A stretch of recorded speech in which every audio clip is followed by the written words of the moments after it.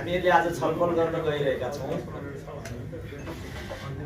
त्यो विषयको मुख्य चुनौती भनेको पनि आज हामीले जसरी कार्यक्रम सञ्चालन गरेका छौँ त्यही नै हो भन्ने जस्तो लाग्छ क्या मलाई। अब बडका नेताहरू चाहिँ सबभन्दा ढिलो आउने, सबभन्दा छिटो बोल्ने, अनि कोही बिरामी भयो भन्ने, कोही हतार छ भन्ने हैन, अनि कसले कति बोल्ने भन्ने समय सीमा पनि नहुने, यस्तो कार्यक्रम कहिले पनि काहीँ पनि हुँदैन क्या। यही नै असफलताको मुख्य बिन्दु हो। तर हामी यो मान्दैनौँ। अब के गर्छौँ भने अर्कोचोटिदेखि महिला नबोलाउने, यो त अलिकति भड्काउ कुरो गर्दछ, हुँदैन भन्ने क्रान्तिमा पनि यही भयो, ऋषि कपिलको पार्टीमा पनि यही भयो, माओवादीवालामा पनि त्यही भयो। जस्तो प्रचण्डहरूलाई आतंकवादी भन्थे, शेरबहादुरहरू बोरामा झोलामा टाउको लिएर आऊ, बोरामा पैसा लिएर जाऊ भन्थे। धामी आयोगमा चाहिँ जुन पहिलो माओवादीको विषयमा तयार पारिएको रिपोर्ट थियो वामदेवको पालामा, त्यसको सदस्य सचिव योगेश भट्टराई जस्तो लाग्छ मलाई, गृहमन्त्री वामदेव, त्यहाँ यो माओवादी भन्नेलाई चाहिँ लखटिकन सिद्ध्याउनुपर्छ भनेर लेखिएको छ। अब पछिबाट तिनै प्रचण्डले त्यही शेरबहादुरसँग घाँटी जोडे, तिनै योगेश भट्टराईहरू अहिले प्रचण्डका हत्ताकर्ता छन्। कोही केही बोल्दैन। यहाँ सब एकछिनमा कोही क्रान्तिकारी हुँ भने, कोही गुरिल्ला हुँ भने, कोही सबैले त्यो कुरा कसैले पनि भनेन। चरम अवसरवाद भनेको त्यहाँभित्र छ। म पो बाबुको छोरो भएको हुनाले के फरक पर्छ होइन। अब अरू कोही त त्यो कुरा भन्नै सक्दैन। ल्याङ गर्छ, यता गर्छ, उता गर्छ, एउटाले भन्छ, अर्कोले काट्छ, अर्कोले आउँछ, अर्कोले काट्छ, काट गर्छ, आखिरमा मर्छ। कम्युनिस्ट आन्दोलन भएको यही हो।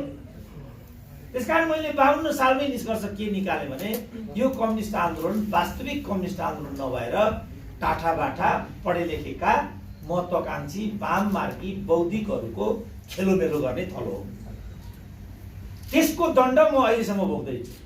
हाम्रो आन्दोलनलाई यसो भन्दिने भन्ने, त्यो चाहिँ नभन्ने, तर व्यवहारबाट त्यही कुरा सिद्ध गरिदिने।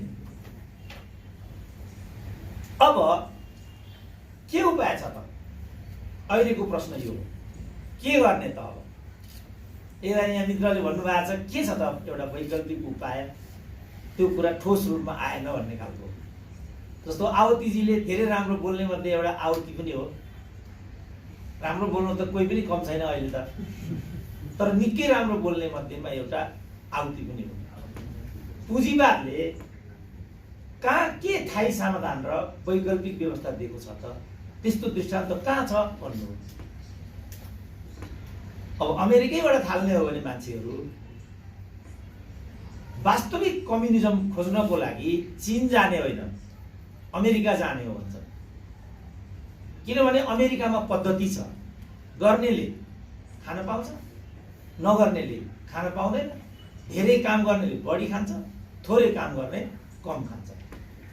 त्यही कारण हो नेपाली जस्तो खालि एउटा डिग्री, त्यो पनि पूर्ण डिग्री होइन, कुनै नेपाली डिग्रीलाई त्यहाँ गएर थप 2 वर्ष नपढिकन अमेरिकाले मान्दैन। कुनै डिग्री, लयरको डिग्री, एमबिबिएसको डिग्री, कुनै पनि डिग्री, त्यहाँ गएर थप अर्को एउटा डिग्री लिनुपर्छ, अनि मात्रै त्यो डिग्री चाहिँ सेलेबल हुन्छ। त्यस्तो कमजोर डिग्री लिएर गएको मान्छेले सम्म त्यहाँ गाडी बन्दोबस्त गर्छ, घर घडेरी बन्दोबस्त गर्छ, जीवन चलाउँछ। केही न केही त होला नि त, केही न केही नभए यस्तो भएको होला त, केही न केही त पक्कै होला। यही कुरा युरोपमा छ, यही कुरा अन्यत्र पनि छ, अस्ट्रेलियामा पनि छ। मेरै छोरो अस्ट्रेलियामा छ, 2 करोडको गाडी चढ्छ, होटलको सेफ छ। मैले यहाँ साइकल किन्न सकिनँ, कसरी त्यस्तो भयो होला त? टोटल मेरो 37 वर्षको इन्कम 7 लाख रहेछ। छोरीको बिहा गरेँ, अर्को 3 लाख ऋण लाग्यो, टाँट पल्टे। नेताहरू व्यङ्ग्य गर्छन्, ठुल्ठुला बुद्धिजीवीहरू देख्नुभयो नेताहरूको सबै फोकस बुद्धिजीवीहरू मूर्खाउँछन् भन्ने थियो। सबै सुनिरहन्छ तपाईँहरूले, नेताहरूको सोचाइ त्यस्तो छ। तर वास्तवमा स्क्यान्डिनेभियन कन्ट्रीमा कम्युनिजमले जो परिकल्पना गरेको आर्थिक सामाजिक व्यवस्था हो ठ्याक्कै त्यो छ। त्यहाँ कुनै पनि 18 वर्ष पुगेको मान्छेलाई तलबी सुविधा हुन्छ।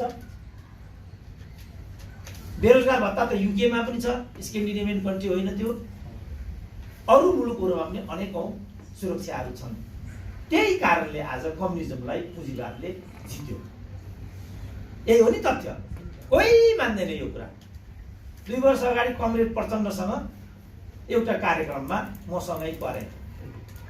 आज जसरी किन हो पनि म पनि परे नि, नेता मात्रै ल्याएर उफार्ने न यिनको बुद्धि त के भएर म पनि परे भरे सोधौँला। मेरो जन्मजय साथी भएर यो केटो विद्यार्थी भएर हो कि के हो थाहा छैन, परे म पनि होइन। युवा नेता, दुवै युवा नेता छन् बा, त्यस कारणले पो हो कि ल्याइदियो पनि भन्ने आउनु सक्छ, त्यो पो हो कि त्यहाँ पनि म परेछु। परेपछि मैले के भने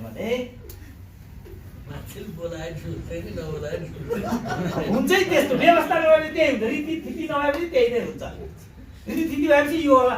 अब यस्तो कम्युनिजममा पिएचडी गरेको इत्यादि भन्ने एउटा इस्टाब्लिस मान्यता भए पिएचडी गरेको त्यस कारण आयो बुढो भन्दै देख्नु यस्तै, त्यो त होइन।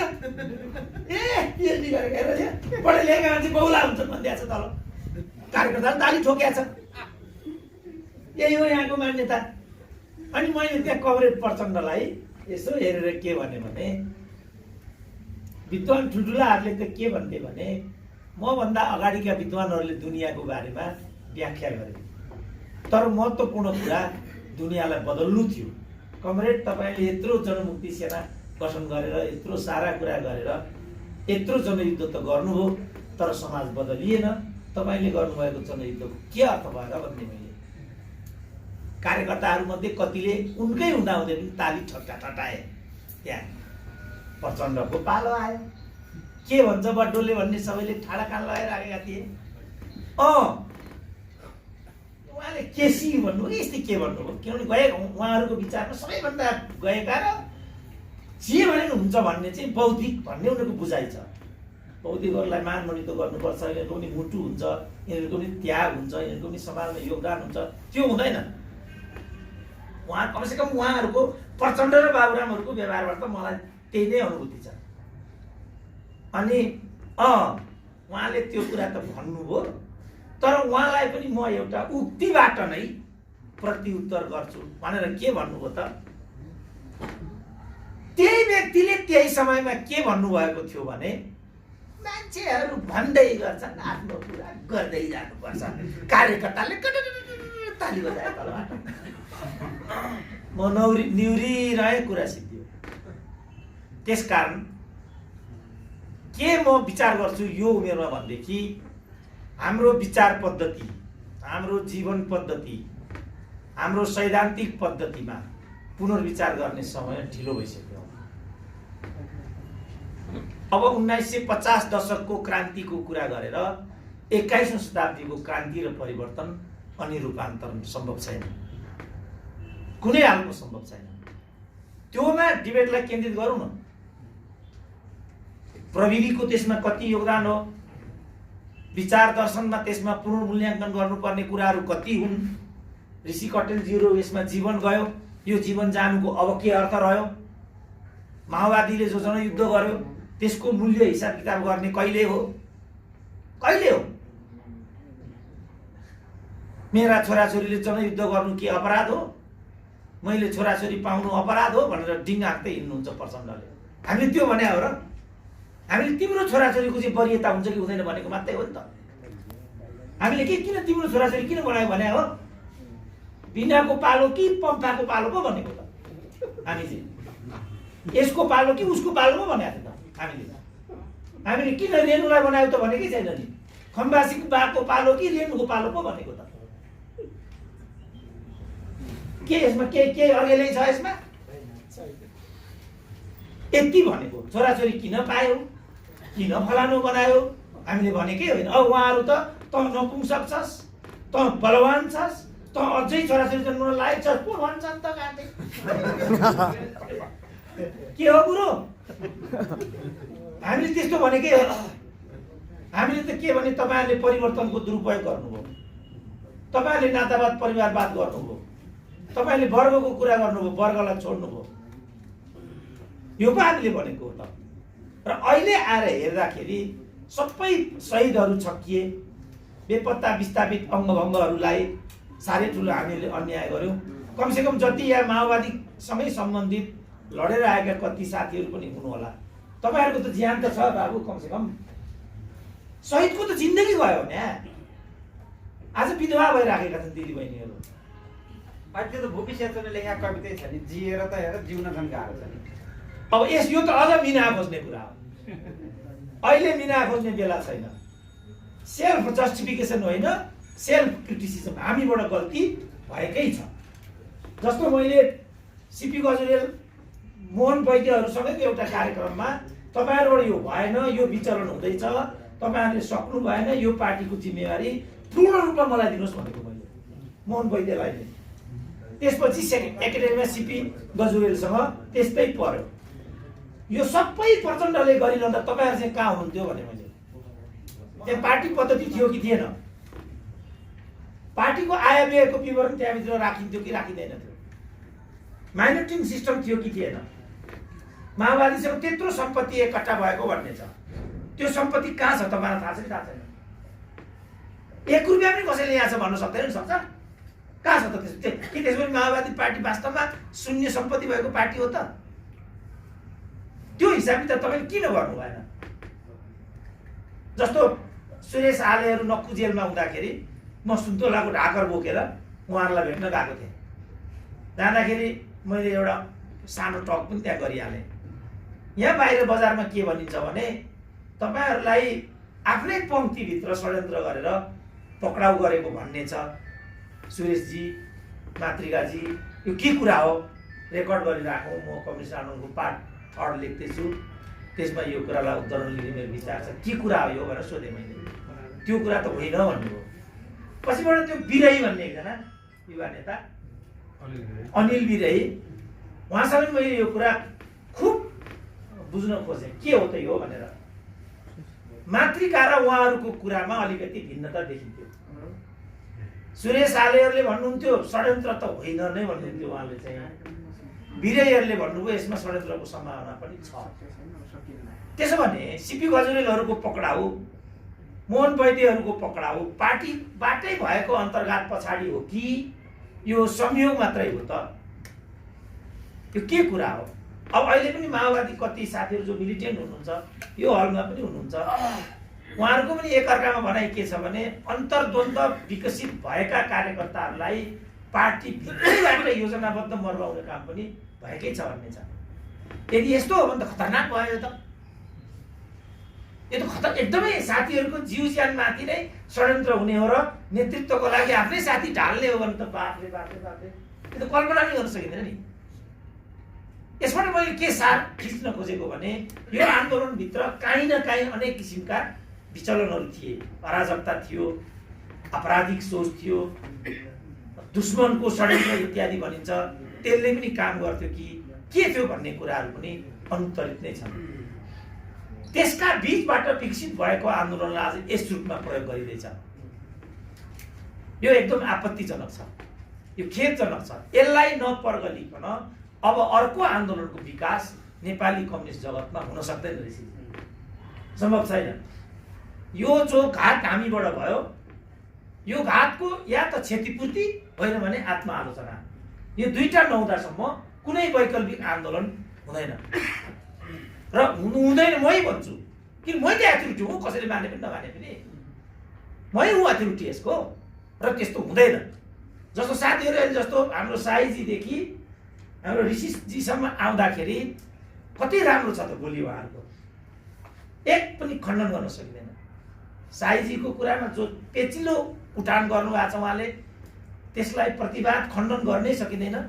त्यो आफैमा सुन्दर छ, आउतीको ब्रिलियन्ट छ। अरूका प्रस्तुति सिपीकै पनि हामीले नराम्रो मान्यौँ न। हाम्रो रामहरि खतिवडाको पनि यो शीर्षक अनुकूलको उहाँको अभिव्यक्ति भयो। सिस्टमको समस्या होइन, व्यवस्था नै व्यवस्थापकहरूकै समस्या हो भन्ने कुरामा कति निष्ठा आयो त। उहाँले कसरी आफ्नो संविधानलाई प्रतिरोध गर्नुभयो, तर हामीहरू हामीहरू वर्ण सङ्कर भएको हुनाले न हामी यता न हामी उता। अब जीवन पद्धतिबाट हेऱ्यो भने हामी सबै ठप मैले देखेसम्म।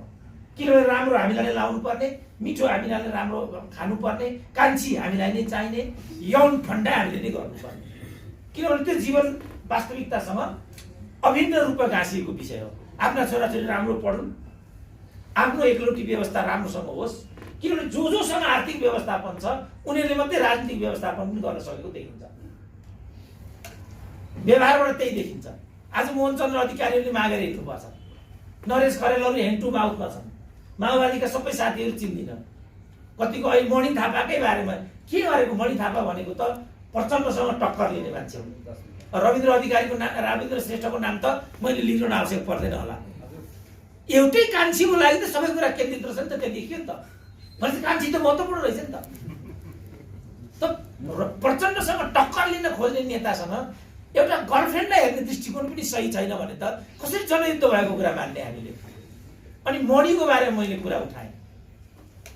मणि पनि जब प्रचण्ड शान्तिको प्रक्रियामा आउनुभयो उहाँहरू दुईजनाले प्रतिरोधको त्यहाँ आवाज उठाउनुभयो। मैले एकदम मेहनत गरेर उहाँहरू दुईजनाको फोटोलाई एकै ठाउँमा राखेर कम्युनिस्टको पार्ट 3 मा यी दुईजनाले गरेको यो एउटा हिम्मत हो भनेर दुईजनालाई एकै ठाउँमा हालेको फोटो खिचाएर किताबमा राख्ने भनेर फोटो खिचेँ मैले दुईजनाको।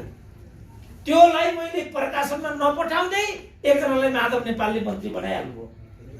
उहाँ त्यतातिर जानुभयो, त्यहाँबाट अगाडि बढ्दै बढ्दै उहाँ चाहिँ कान्छी भए ठाउँमा पुग्नुभयो। च्याप्टर क्लोज भयो। अब मणिजीसँग दोस्ती अगाडि बढ्यो। तर मैले त्यो फोटो त्यहाँ राख्नु चाहिँ अब उपयुक्त हुँदैन कि क्या हो भन्ने लाग्यो। मणिजीसँग दोस्ती छँदै थियो। दोस्ती चल्दै गर्दा अब उहाँ केपी ओलीको मन्त्री हुन आइपुग्नु। प्रचण्डसँग टक्कर लिने नेता केपी ओलीको मन्त्री हुन मन्जुर हुन्छन् भने हामीले युनिभर्सिटीमा जागिर खाएर त्यत्रो अपराध के गरे होला? आज बुद्धिजीवी अवसरवादी हुन्छन् भनेर माओका कोटेसन कार्यकर्तालाई सुनाउँदै छिन्ने समय छ। नेताहरू अवसरवादी भएको हुनाले हामी अवसरवादी भएका हौँ। यही हो सत्य। अवसरवादको खेती सिकाएकै नेतृत्वले हो। उनीहरू आफ्नो ठाउँमा बसिदिएको भए हामीलाई हिम्मत हुँदैन थिएन नि बेइमानी गर्न। धन्न म फर्केर हेर्छु यति बेइमानी भए पनि गरिएछ, जागिर भए पनि खाइएछ, किताब भए पनि लेखिएछ र यो कोट लाउन सक्ने भइएछ भन्ने लाग्छ मलाई। नत्र त हामी नाङ्गे झारबाट सडकमा हिँड्नु पर्थ्यो। मोहनचन्द्र अधिकारी दृष्टान्त छन्। मोहनचन्द्रको ठाउँमा कसलाई ल्याइयो भन्ने कुरा नाम लिँदा अब आफैलाई नाम लिनु डर लाग्न थालिसक्यो। कति हाम्रो नाम मात्रै लिनुहुन्छ भन्छन्। फेरि हाम्रा भाइरल साथीहरू गएर तपाईँको नाम त बारम्बार सुरेन्द्र केसीले लिइरहनुहुन्छ नि, के कारण हो भनेर अनि खोतल्ने। अनि कहाँ आइपुग्ने भने सुरेन्द्र केसी दरबारी आफू दरबारको हड्डी खाने अनि सुरेन्द्र केसी दरबारी हो भन्ने अनेक फन्डाहरू चलाउने यो खालको सिलसिला चलिराखेको हुनाले अब म निष्कर्षतिर आउँछु के भने हामीले परम्परागत शास्त्रीय कम्युनिजमबाट अब समस्याको समाधान गर्ने जस्तो म देख्दिनँ। समस्याको समाधान हुने जस्तो म देख्दिनँ। किनभने जुन मान्छेका स्वभावहरू हुन्छन् ती स्वभावहरू मान्छेका अविभाज्य अङ्गहरू हुन्। जुन कुरा अघि पनि मैले भने मिठो खानै पर्ने, मिठो लाउनै पर्ने, आफ्नो छोराछोरीले नै राम्रो गरोस् भन्ने लाग्ने दुनियाँका छोराछोरी पो रोल्पामा शहीद भए त। बाबुरामकी छोरी त पिएचडी गर्दैछिन्, अब आउने क्याबिनेटमा परराष्ट्र मन्त्री हुन्छ।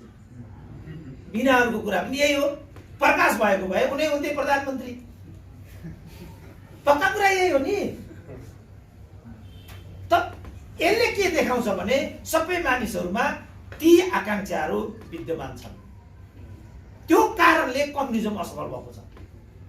त्यत्रो रेड आर्मी थियो सोभियत रसियामा, कसरी त्यो पल्ट्यो होला ल भन्नु त। म रसियाको भ्रमण गर्न गएँ गत वर्ष, पिटर्सबर्गसम्म पुगेँ म। हाम्रो भाइ चाहिँ भारतीय होइन, सँगै गयौँ हामी, सबै हामी हेरेर आयौँ। त्यहाँ हामीले पिटर्सबर्ग हेऱ्यौँ नि कस्तो छ पिटर्सबर्ग। निकोलस सेकेन्डको दरबार पनि हेर्नु नि कस्तो थियो त्यो दरबार भनेर। चन्द्र शमशेरको दरबार हामीले देखेका छौँ नि। शीतल निवासमा हाम्रो राष्ट्रपति बस्छन् अहिले पनि। राणाहरूले छोडेका दरबारहरू तिनीहरू हामीले शासन गरेको पनि 30 वर्ष त भयो। के गर्यौँ त हामीले ल भनिदिउँ त। पूर्व पश्चिम राजाले बनाएको पूर्व पश्चिमको बारेमा आउतीजीले कति व्याख्या गरेको मैले सुनेको छु। यो मधेसीको विरुद्धको षड्यन्त्र हो अरे उहाँले भनेको। उहाँ अहिले भइदिएको भए म फेरि अहिले पनि भन्थेँ म उहाँलाई कुरा। यो पूर्व पश्चिम राजमार्ग नेपाली जनताको लागि मेची महाकाली जोड्नको लागि बनाएको होइन अरे राजाले। मधेसीको विरुद्धमा त्यो षड्यन्त्र अरे। यदि त्यो मधेसीको पक्षमा हुन्थ्यो भने त्यो चुरेको कचाडै कचाड बन्दैन थियो अरे, रक्सौलबाट अगाडि जान्थ्यो अरे। अब कम्युनिस्ट नेता भन्नुहुन्छ, सबै मुलुकले आफ्नो सुरक्षाको एउटा चिन्तन त राखेको हुन्छ। कुनै पनि राजमार्गहरू सिमानाको नजिकमा हुँदैनन्, कुनै पनि टेक्निकल कलेजहरू सिमानाको नजिकमा हुँदैनन्, मुख्यालयहरू अहिले पनि सिमानाको नजिक हुनु हुँदैन भनेर धनगढीमा राख्नु हुँदैन, अत्तरियामा लानुपर्छ भन्ने धारणा तीबाट आएको हो। त्यो हिसाबले राजमार्गलाई त्यहाँ व्यवस्था गरिएको थियो, त्यो हिसाबले कोदारी राजमार्ग बनाइएको थियो, त्यो हिसाबले औद्योगिक क्षेत्रहरू निर्माण गरिएका थिए। आउतीजीले भनेको त के अरे भने राजाले उद्योग खोलेको, राजाले यो उद्योग नेपाल र नेपालीको लागि खोलेको भए त कपासको खेती पनि गर्नुहुन्थ्यो नि त। उद्योग त खोल्नु भयो, तर धागो त इन्डियाबाट ल्याउनु भयो नि, खोइ त उद्योग कपास खोलेको ल। छक्क परे म त, यो सोच रहेछ नेताहरूको। यो कहाँ आयो त? यस्तो यान्त्रिक त सिद्धान्तले नै बनाएको हुन्छ मान्छेलाई। सिद्धान्त नै यी सबै कुराको चाहिँ पृष्ठपोषक हुन्छ, तीबाट यी कुराहरू सिकिन्छ। त्यसकारण समग्रमा नेपालको कम्युनिस्ट आन्दोलनमाथि हामीले पुनरावलोकन गर्नुपर्छ, पुनर्विवेचना गर्नुपर्छ। जे जति हामीबाट कमी कमजोरीहरू भएका छन् त्यसको आत्मसमीक्षा हुनैपर्छ। त्यो नगर्ने हो भने यो तेस्रो आन्दोलन भन्ने हुनै सक्दैन, अर्को जनयुद्ध भन्ने सम्भवै छैन नेपाली माटोमा। अब यो कारणले अब यहाँ एउटा प्रश्न आइहाल्यो, कस्तो होला 21औं शताब्दीको क्रान्ति? यसलाई उत्तर गरेर म आफ्नो भनाइलाई अन्त गर्ने अनुमति चाहन्छु। अब क्रान्ति केलाई भन्ने, त्यसको एन्सर दिनु हामीसँग पनि जिज्ञासा छ। हजुर, अब क्रान्ति केलाई भन्ने महत्त्वपूर्ण प्रश्न हुन्छ। अब वर्गीय क्रान्तिलाई मात्रै क्रान्ति भन्ने कि औद्योगिक क्रान्तिलाई पनि क्रान्ति भन्ने? अब इस्लामिकहरूले पनि क्रान्ति, इरानको लागि पनि क्रान्ति भनिराखेका छन्। पहिलो त यो पर्गेल्नु पर्यो। यदि वर्गीय क्रान्तिको कुरा गरिएको हो भनेदेखि अब रक्तपातपूर्ण क्रान्तिको परिकल्पना त अबको समाजले सहज रूपमा लिएला भने जस्तो मलाई लाग्दैन। प्राविधिक रूपमा पनि क्रान्तिलाई चाहिँ सम्पन्न गर्न सकिन्छ, किनभने प्राविधिकको माध्यमबाट पनि जीवन पद्धति अहिले बदलिएको छ। जस्तो जति पनि यहाँ अहिले क्यामेराहरू हाम्रो अगाडि देख्छौँ, अहिले नेपाल टिभी अथवा कान्तिपुरको क्यामेराम्यान यहाँ भइदिएको भए उसलाई कस्तो लाग्थ्यो होला, तर एउटा पनि टिभीको क्यामेरा यहाँ छैन। इन्डाइरेक्टली, अप्रत्यक्ष रूपमा टिभीको युगलाई युट्युबरहरूले चाहिँ रिप्लेस गरिसके। यदि युट्युबरहरू हुँदैन थियो भने सुरेन्द्र केसीको अनुहार त नेपाली समाजले देख्ने नै थिएन, किनभने कान्तिपुर बन्द, गुखापत्र बन्द, रेडियो नेपाल बन्द। कत्रो अन्याय छ त हाम्रो समाजमा। मलाई त कहिलेकाहीँ म कसरी जीवित छु भने जस्तो लाग्छ। ऋषि कटेलजीहरू नहुँदासम्म त्यो पार्टीको एकका मै हुन्थे, त्यहाँको अध्यक्ष उहाँ हुनुभएपछि त्यो ढोका पनि बन्द गरिदिनु। यस्तो छ साथीहरूको कार्यशैली। कसरी बाँचे होला? मलाई ए बाबा, मैले कम्युनिजममा पिएचडी गरेँ अनि राष्ट्रियताको बारेमा चिन्तन मनन गरेँ, त्यो नै मेरो अपराध हो त? त्यसले गर्दै मैले निषेधित हुनुपर्ने? तर यही चिज भयो। त्यस अनुभवको आधारमा मैले के भनेको भने यहाँ कहीँ न कहीँ खोट छ। यो खोटलाई हामीले पुनर्विचार गर्नै पर्छ र बदल्नै पर्छ। त्यसकारण मलाई के लाग्छ भनेदेखि सामाजिक न्याय सहितको समतामुखी समाज व्यवस्थाको निर्माण नै 21औं शताब्दीको क्रान्ति हो। सामाजिक न्याय सहितको समतामुखी समाजको प्राप्ति नै 21औं शताब्दीको क्रान्ति हो, जो प्रविधि युक्त हुन्छ, जो समावेशीय हुन्छ, जसमा सबै जात जाति र भाषा धर्मका मानिसहरूले उत्तिकै स्थान पाउँछन्। जस्तो यो संविधानको कुरा गर्नुभयो, यो संविधान चाहिँ जनजातिको पक्षमा बिल्कुल छैन भन्नुभयो, मधेसीको पक्षमा पनि छैन भन्नुभयो, दलितहरूको पक्षमा पनि छैन भन्नुभयो उहाँले। मैले देख्दाखेरि जनजातिको, दलितको, मधेसको र अरूहरूको लागि पनि नै फोकस गरेर त्यो संविधानको निर्माण भएको छ। तर यो पनि मान्न सकिँदैन भन्ने कुरा आयो, किनभने सकेसम्म कि 31वटा त मौलिक अधिकार छन् त्यसमा। पर्यावरणको अधिकार पनि छ, शिक्षाको अधिकार पनि छ, सब के छैन त्यहाँ, सबै कुराहरू छन्। तर त्यो अनुसारको आचरणमा हामी अगाडि बढेनौँ। त्यो खालको आचरणमा जाने गरीको प्रत्याभूति खोजेको दस्तावेज र क्रान्ति मैले लेख्दा आजको आवश्यकता हो, र त्यो नै मैले लेख्दा 21औं शताब्दीको क्रान्ति हो। परम्परागत जो शास्त्रीय क्रान्ति हो, त्यो शास्त्रीय परम्परागत क्रान्तिबाट 21औं शताब्दीको क्रान्ति सम्बोधित हुन्छ, र त्यो बाटो चाहिँ सस्टेनेबल हुन्छ भन्ने, कमसेकम सस्टेनेबल हुँदैन भन्नेमा उभियो कि भन्ने चाहिँ मलाई संसारमा उत्तर कोरिया पनि घुमियो। उत्तर कोरियामा जाँदाखेरि सास फेर्नु पनि डर लाग्थ्यो, तपाईँलाई म इमान्दार भन्छु। एकचोटि चाहिँ किम इल सुङको जन्मस्थलमा हामीलाई पुर्याएपछि लामो जङ्गलको बाटो रहेछ, हिँड्दा हिँड्दै हामी थाक्यौँ। बिचमा चाहिँ किम इल सुङको शालिग रहेछ, एकदम म थाकेँ, ठचक्क शालिगमा बसेँ। पर एउटा रेड आर्मी कुदेर आएर stand up, he is our president and you are standing here, why this is भनिदियो। म त थर भएँ, किनभने त्योभन्दा अगाडि जानेको एउटाले त क्यामेरा फोटो खिचेको थियो अरे, त्यो क्यामेरै थुतेर रिल च्यातेर फालिदिएको थियो अरे। मात्रै होइन, तिनलाई त झन्डै कारबाही हुनु खोजेको थियो अरे भन्ने मैले सुनेको थिएँ। र उत्तर कोरिया जानुभन्दा अगाडि मैले के निर्णय गरेको थिएँ भने, म उत्तर कोरियामा कुनै पनि गल्ती नगरिकन फर्केर आउँछु, तर मैबाट त्यो गल्ती के त त्यसो भने कम्युनिस्ट शासनमा सबै मान्छेले आतङ्कित नै हुनुपर्ने हो? त्यही हो कम्युनिस्ट शासन भनेको? मेरो विचारमा पुनर्विचार गर्नुपर्छ। होइन, सबैभन्दा निर्ढुक्क छाती पारेर हिँड्ने व्यवस्था भनेको कम्युनिजम हो। उनीहरूको त्यो मर्मको, उनीहरूको त्यो चाहनाको त्यहाँ ठुलो इज्जत हुनुपर्छ। त्यसकारण कम्युनिजम भन्ने मेरो बुझाइ हो। तर उत्तर कोरियाबाट थर्केर आएको मेरो मन अहिले पनि उत्तर कोरिया भनेपछि यहीँ पनि यो कुरा मैले किन भने होला नि, भरे के हुन्छ होला भनेको लाग्छ। यो ठिक छैन। हामी चाहिँ किम इल सुङहरूको त्यहाँ सब राखिएको रहेछ, त्यो ठाउँमा गयौँ। त्यो ठाउँमा चाहिँ त्यो ठाउँ त यस्तो लाग्यो, त्यो व्याख्या म गर्दिनँ। हामी लास्टमा पुग्यौँ, 2 बाबु छोराको लास त्यहाँ सुताइएको थियो। एकदम तिखर एउटा बत्तीको प्रकाशले 2 जनाको लासलाई सुतिराखेको थियो देखाउँदो रहेछ। अर्को सानो अहिलेको पनि मेरो लास यहाँ राख्नु भनेको छ अरे, त्यो ठाउँ रिजर्भ छ अहिले नै, अहिले नै भनेको छ अरे, यहाँ राखिदिनु मेरो त्यसरी नै राखेको रहेछ त्यहाँ। अनि हाम्रा गएपछि अब म त अब बुर्जुवा भइहालेँ होइन, अरू कतिपय त्यहाँ क्रान्तिकारी साथीहरू थिए। एकजनाले क्रान्ति ठटाइहाल्यो, भाग्य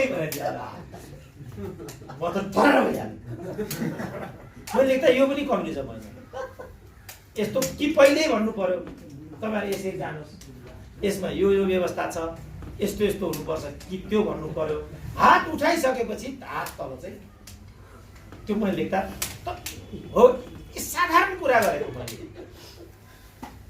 यो सबै हेर्दा मलाई के लाग्यो भनेदेखि हामीले समष्टि जो एउटा कम्युनिस्ट टेन्डेन्सी छ यसमा पुनर्विचार गर्नुपर्छ र 21औं शताब्दीको अनुकूल त्यसलाई बनाउनुपर्छ।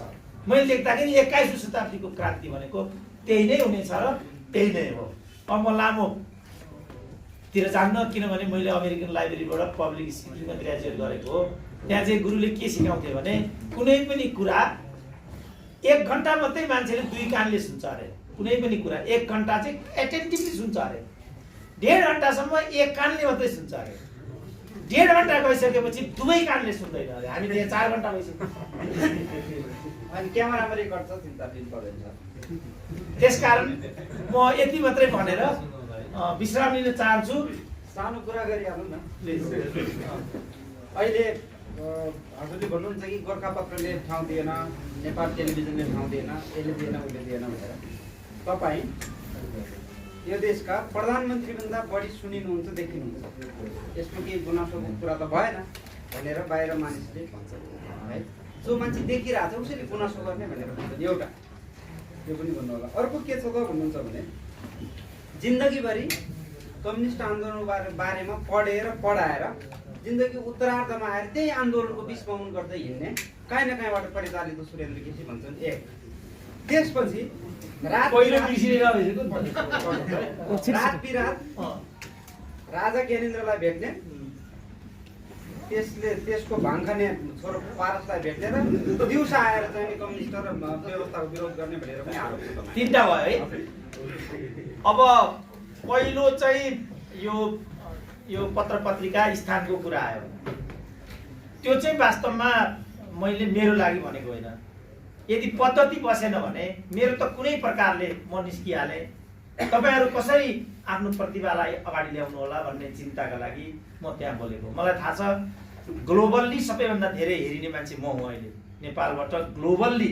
किन अहिले त विज्ञान र प्रविधि र अरु हामी पो यो खालका छौं त। तर सोशल नेटवर्क सोशल मिडियामा त कतिचोटि हेर्यो कति मिनेट हेर्यो सम्पूर्ण कुरा त्यो ढाँटिँदैन। र त्यसरी हेर्दाखेरि सबैभन्दा लामो अवधि सबैभन्दा धेरै र अधिकांश ठाउँमा हेरिनेमा म पर्छु। यो मेरो चिन्ता नै होइन। मेरो आफै 24 वटा किताबहरू छन्। मेरो आफै 2000 भन्दा बढी मेरा लेखहरू छन्। ती त पक्कै छापिएकै छन्। यो किन छापिएन भन्ने गुनासो पनि होइन। मैले यो गुखापत्र इत्यादिलाई भनेको चाहिँ के भने त्यो त हाम्रो परबाट चलेको संस्था हो नि। लोकान्तिपुरले त निजी हो, साउले मलाई दिएन सिद्धो कुरा। अनि गुखापत्रले किन नदिनु मलाई मेरो पनि त हक लाग्छ नि त्यहाँ। म मेरो लागि बोलेको होइन, म तपाईहरुको लागि बोलेको, युवाहरुको लागि बोलेको। म तपाईहरु एकदम मलाई थाहा छ नि त। अब अहिले मेरो चाहिँ एउटा मैले यो कोरोना कालमा आफ्नो जीवन कथा बारेको एउटा किताब लेखेँ 1200 पृष्ठको। त्यो किताब छाप्न पाऊँ भनेर मेरो घरमा लाइन छ प्रकाशकहरुको। छाप्न पाऊँ किनभने आजसम्म पार्टीगत आधारमा किताबहरू छापिन्छन् धेरै यहाँ। तिमीहरू पार्टीकरण गरेर तिमीले यिनीहरू भौतिक हत्यारा हुन् भने तिमीहरू बौद्धिक हत्यारा हुसम्म पनि भनेको छु मैले। त्यसकारणले भनेको मैले। र उनीहरूलाई थाहा छ हामीले गलत गर्यौं, सुरेन्द्र केसीलाई विभेद गर्यौं भन्ने त उनीहरूलाई पनि थाहा भइसक्यो। अनि डाक्टर साहब त्यो चाहिँ कसलाई दिने हो हामीलाई दिने हो कि भनेर लाइनमा आइराखेका छन् हैन। मेरो लागि यो पटक्कै हुँदै होइन। त्यसकारणले म यो आवाज दिइराखेको हुन्छु। र अहिले पनि सबै युवाहरू त यहाँ बिचारा यहाँ 21-22 वर्षभन्दा माथिको कोही युवा छैन। यो उसको आफ्नो बरकतबाट उसको बाउले दिएको खर्चबाट कटाएर किनेको क्यामेरा लिएर उ यहाँ उभिएको छ। यो लगेर सोशल मिडियामा उसले जोड्छ र यहाँबाट आएको भ्युजको आधारमा 2 पैसा प्राप्त गर्छ। फेरि उ यो खिच्न यहाँ आउँछ। आज यो थियो र न उ यहाँ छ। यो नभए कहाँ जान्थ्यो त उ खाडी जान्थ्यो र अहिलेसम्म मरिसकेको हुन्थ्यो। यो आवाज दिएको पनि मैले त यसमा यो जहाँसम्म राजा ज्ञानेन्द्रको कुरा हो। राजा ज्ञानेन्द्र मेरो चाहिँ nationality and Nepalese foreign policy भन्ने एउटा टपिकमा मेरो हार्वर्ड युनिभर्सिटीमा मेरो इनरोलमेन्ट थियो। म त्यहाँ 1 सेमेस्टर जहाँ पनि जहिले पनि हार्वर्डमै गफ दिन्छन् यहाँ। झुवाक चल्यो हार्वर्ड भन्ने के रहेछ भने मैले अब के गर्नु, मलाई पनि हार्वर्ड पढ्ने मन छ। अब महँगो छ भन्छन्, खर्च जुटाउन गाह्रो हुन्छ भनेर एउटा अन्तर्वार्तामा बोलेको थिएँ। बिहानै एउटा मान्छे आयो, तपाईँ हार्वर्ड पक्का जाने हो? जाने हो, ल जानुहोस्, कति खर्च लाग्छ? म भएँ भन्नु। अनि मैले के गर्नु होला भनेको बोस्टनमा। हार्वर्ड कहाँ छ भने मलाई थाहा थिएन। हार्वर्ड बोस्टनमा रहेछ। बोस्टनमा एउटा भाइ रहेछ त्यहाँ। डाक्टर साहब हजुर हार्वर्ड आउने अरे? म बोस्टनमा छु है हजुर भने एउटाले। ओहो तिमी त्यहाँ छौ, के काम गर्छौ भन्नुभएको। यहाँ नेकपा संयुक्तको मान्छे हो त्यो फेरि, युवा नेता नेकपा संयुक्तको मान्छे। म हार्वर्ड छु, अब के अरे बोस्टन छु भनेर। के गर्नुहुन्छ बाबु त्यहाँ भनेर मैले सोधेँ। म यहाँ पुजारी छु भन्छ। नेकपा संयुक्तको नेता पुजारी भएर जीवन बिताइरहेको छ बोस्टनमा। हामी रात दिन अमेरिकालाई गाली गर्छौँ, पुरोहितलाई कालो मुसो लगाउँछौँ, जनरल चुडाउँछौँ। हेर्नु त्यतातिर नजाउँ। तर हजुर हजुर केपी ओलीको पार्टीको हुनुपर्ने रहेछ। होइन पार्टी जुनसुकै भए पनि त्यो मान्छे किन त्यस्तो भयो भन्ने कुरा। त्यो कुरा जस्तो अहिले सबै यहाँ भनौँ न, सबैको यहाँ प्रोफेसन के लाउने हो भनेदेखि कोही पनि ठिक प्रोफेसनमा छैन। किनभने पेट त एउटा महत्त्वपूर्ण प्रश्न रहेछ नि त। त्यसकारण उसले किन त्यो पेसा लियो जाने भने सत्ता इमान्दारिताका साथ गर्ने हो। तपाईँलाई थाहा छ प्रस्टिट्युसनको सबभन्दा सेफ र नम्बर 1 एक्सलेन्ट प्रस्टिट्युसन चाइनामा छ। के भन्नुहुन्छ त्यो बहिनी जो त्यो पेसा गरिदिउँ त्यहाँ आएर सेफ सबभन्दा संसारका सबभन्दा क्यापिटलिस्टहरू पश्चिमी जर्मनीलाई पनि भन्छ। पश्चिमी जर्मनी त नेक्स्ट हो। चाइना 1मा मात्रै चाइना हो। हामी चाइना सबै गएको होइन? चाइना होइन होइन। चाइनाको एउटा सुनाइदिउँ म। साङ्घाईमा हाम्रो बसाइ पर्यो। साङ्घाईमा हामी रुम रिजर्भ गरेर बजार घुम्न गयौँ। फर्केर आउँदाखेरि हाम्रो कोठाको मुनिबाट नग्न तस्बिर विथ टेलिफोन नम्बर केटीहरूको त्यहाँ पठाइएको रहेछ। क्लियर छ त्यो किन पठाइयो भनेर। त त्यो कम्युनिस्ट कन्ट्री हो कि होइन, अब छलफलको विषय हुन्छ, छोडिदिउँ होइन। अब राजा ज्ञानेन्द्रको सन्दर्भमा राजा ज्ञानेन्द्र त्यो टपिक मेरो भएको हुनाले मैले चाहिँ अब रोल अफ रोयल्टी भन्ने छ टपिक। राजा नै भन्नुभयो भने मणि थापा जस्तो हुन्छ, पूर्व राजा भन्नु पर्यो नि। त्यो सबैतिर गयो भने त कहिले पनि पार लाग्दैन, कहिले पनि पार लाग्दैन। हिजो जिब्रो चिप्लिँदा मणि थापाको हालत के छ? होइन, मलाई सोध्नुहुन्छ जिब्रो जहाँ मणि थापाको चिप्लियो मोरल्ली उहाँले रिजाइन गर्नुपर्छ। मेरो क्वेसन यो हो, मोरल्ली, किनभने साधारण मिस्टेक होइन नि। अब नैतिकता आफ्ना हुन्छन्, कुरो सिद्धियो। अघि मणि थापाको म कुरा गर्न आउनु, त्यो दुईटा फोटोमा आउन त्यो कम्प्लिटै हुन पाएन छ। के भन्छन् भने मणि थापाको बारेमा वास्तवमा हेन्टु बाउछ उहाँलाई र ससुरालमा बसेर पेट पाल्नुहुन्छ, त्यो बाध्यताले उहाँ त्यहाँ पुग्नु भएको भन्ने छ। जो चाइनिज बहिनीको मैले कुरा गरेँ, मणि थापाको समस्या त्यही हो भने अनि केही वैकल्पिक उपाय परिपालन गर्नुपर्ने। यही कार्यक्रममा मैले बादलसँग एउटा स्पिच गरेको थिएँ। बादललाई हेर्दैखेरि बादल जस्तो कहिले नबर्सिने के होला मलाई त्यस्तै लाग्थ्यो क्या। म धेरैजसो नेतालाई हेपी पनि राखेको हुन्छु, फेरि त्यो ठिक होइन तर म हेपी राखेको हुन्छु। बादललाई पनि त्यही हिसाबले हेरिरहेको थिएँ। तर बादलको त्यहाँ मैले अभिव्यक्ति सुन्दाखेरि केही प्रतिभा त भएन जस्तो मलाई प्रभाव लागेको थियो। त केपी ओलीको मिनिस्टर हुन आउनुभयो भने अब के मणि थापाको कुरा त्यो कुरा त्यो टपिक भएको हुनाले म अन्तर्वार्ता लिने एपोइन्टमेन्ट मैले पाएँ। मेरो चाहिँ यस्तो छ, म एपोइन्टमेन्ट चाहन्छु। 1-2 महिना पछाडि चाहिँ त्यो एपोइन्टमेन्ट मैले पाएँ र त्यो टक मैले त्यहाँ गरेको थिएँ। अब त्यो टक मैले त्यो इन्टरभ्यू लिएर म यहाँ आइसकेपछि व्याख्या किसिम किसिमको हो। गोपाल किराँती लेभलका मानिसहरूले पनि अघि हाम्रो आउतीको जस्तो शैलीमा ठुल्ठुला बौद्धिकहरू के भन्नुभयो नि त उहाँले पढ्नु भएन, त्यो उहाँको समस्या हो नि। हामीले पढ्यौँ, यसको लागि हामीले प्रताडित हुनुपर्ने। मुख्य कुरा यो डिग्रीबाट हामीले देश र जनताको विरुद्धमा गऱ्यौँ कि देश र जनताको पक्षमा गऱ्यौँ भन्ने न हो। यदि देश र जनताको पक्षमा हामीले केही गरेको छ भने वा केही नगरे पनि विरुद्धमा केही गरेको छैन भने अहिले त्यही काफी भएन। र मेरो च्यालेन्ज छ, मैले नेपाली समाजमा अरू केही गरेको भनेर म क्लेम गर्दिनँ। एउटा कुरा म के क्लेम गर्छु भने नेपाल राष्ट्र र नेपाली जनताको विरुद्धमा मैले केही पनि गरेको छैन र गर्ने पनि छैन। कति गर्नु त एउटा साधारण एउटा पढे लेखेको मान्छेले योभन्दा बढी के, किनभने सबै यहाँ कर्मचारी मात्रै 21,000 त रहेको सूचीमा छन् भन्ने छ। नेताहरू त 90% छन् भने पनि अनौठो हुँदैन। त्यो गर्दाखेरि चाहिँ क्रान्ति नै हुने, हामीले यति गर्दाखेरि चाहिँ प्रतिक्रान्ति गरेको हुने सम्भावना म मान्दिनँ। त्यो हिसाबले मैले त्यहाँ भेटेको थिएँ। तर साथीहरूले अब सिद्धियो सुरेन्द्र केसी राजा ज्ञानेन्द्रसँग मिलेर प्रतिगमन ल्याउने भयो र भविष्यको प्रधानमन्त्री यही हो भन्ने होइन, भन्ने त्यो होइन होइन। नम्बर 2 नम्बर 3 के थियो? जिन्दगीभरि कम्युनिस्ट आन्दोलन पढाउने उत्तरार्धमा आएर विस्मरण गर्दै। अब पारसको पनि त्यहाँ कुरा आएको थियो। पारसलाई मैले अहिलेसम्म भेटेको छैन। अब रङ कोटिङ पनि हुँदो रहेछ भन्ने कुरा यहाँबाट देखिन्छ। पारसलाई चाहिँ मैले अहिलेसम्म भेटेको छैन। सिद्धो अब म चाहिँ अब अखिलबाट डेभलप भएको हुँ होइन। मलाई यतिको त्यही सङ्गठन र त्यो विचारले बनाएको भन्ने पुरा मलाई चाहिँ महसुस छ। म जब साँच्चै कम्युनिजम र कम्युनिस्ट नेता कम्युनिस्ट आन्दोलनका विरुद्धमा साँच्चै प्रहार र विष बमनको स्थिति हुन्छ, त्यो बेला म ढाल भएर उभिन्छु। अरू बेला म आलोचनात्मक सोच र चेत राख्छु, त्यो विष बमन होइन भन्ने अनुरोध गर्न चाहन्छु। साँच्चै त्यो कुरा आयो भने म ढाल भएर उभिन्छु। त्यो मेरो चाहिँ अन्तिम मेरो यही नै हो। फेरि म ढाल भएर उभिन्छु। म सम्पूर्ण नेताहरूको पनि बचाउ गर्छु, बौद्धिक रूपमा पनि प्रतिवाद गर्छु। यो आन्दोलनलाई म कहिले पनि कन्डेम गर्दिनँ। तर यो नाममा सुती खेती गरेर आफन्त जन्म लाग्नु, अब अहिले उनीहरूको नाम लिँदा लिँदा अब आफैलाई पनि दिक्क लाग्न थाल्यो। घरबाट पनि यस्तो नगरिदिनु भन्न थाल्छ कि आफू र आफन्तलाई मात्रै परिपोषण गर्ने जुन नेतृत्वको शैली हो त्यसको विरुद्धमा चाहिँ म अन्तिमसम्म उभिन्छु। त्यो विषयमा होइन। अब रोको। हस्, धन्यवाद। ल, मेरो विचार सुनिदिनु भयो। साथीहरूको अनुहारमा प्रसन्नता नै देखेँ, मलाई एकदम खुसी पनि लागेको छ।